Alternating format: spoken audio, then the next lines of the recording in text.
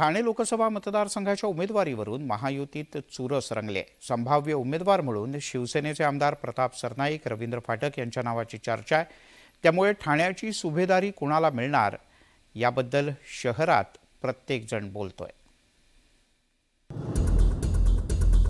लोकसभा निवडणुकीकरता भाजपने महाराष्ट्रातल्या उमेदवारांची पहिली यादी जाहीर केली आहे। मात्र अद्याप शिंदेंच्या नेतृत्वातील शिवसेना आणि अजित पवारांच्या राष्ट्रवादी काँग्रेसच्या उमेदवारांची नावे काही जाहीर झालेली नाहीयेत। त्यामुळे इच्छुकांच्या नजरा उमेदवार यादीकडे लागलेल्या आहेत। अशातच ठाणे लोकसभेच्या उमेदवारीवरून काही नावांची चर्चा रंगली आहे। पहिलं नाव चर्चेत आहे ते आमदार प्रताप सरनाईक यांचं।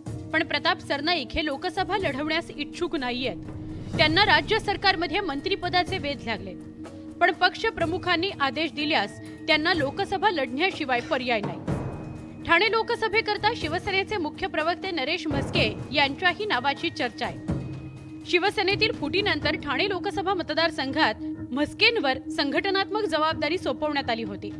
ठाण्यातील माजी आमदार रवींद्र फाटक यांच्या नावाचीही संभाव्य उमेदवारांमध्ये चर्चा आहे। रवींद्र फाटक हे विधान परिषदेचे माजी आमदार आहेत। विशेष म्हणजे लोकसभा लढवण्यास ते इच्छुक आहेत।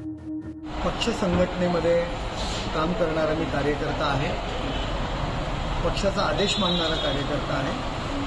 पक्षाने सांगितलं निवडणूक लढ तर निवडणूक लढेल, नाहीतर उमेदवार कोणी असेल त्याचा प्रचार प्रमुख मीच असेल, यात कुठल्याही प्रकारची शंका नाही। आणि इच्छुक वगैरे असा काही विषय नाही। पक्ष जो आदेश देईल तो मानणारा मी कार्यकर्ता आहे। ठाणे लोकसभा शिवसेनेकरता प्रतिष्ठेची जागा आहे।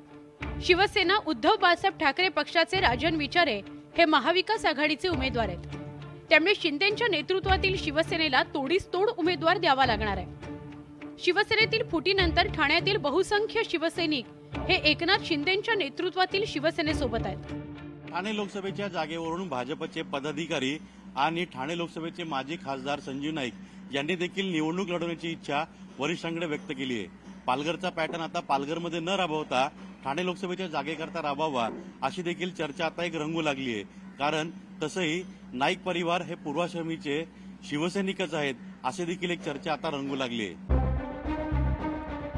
ठाणे लोकसभेच्या जागेचा निर्णय मुख्यमंत्री एकनाथ शिंदे घेणार आहेत। त्यामुळे कुणाच्या गळ्यात उमेदवारीची माळ पडणार हे लवकरच स्पष्ट होईल। ठाण्याहून अजित मांढरेसह ब्युरो रिपोर्ट, न्यूज 18।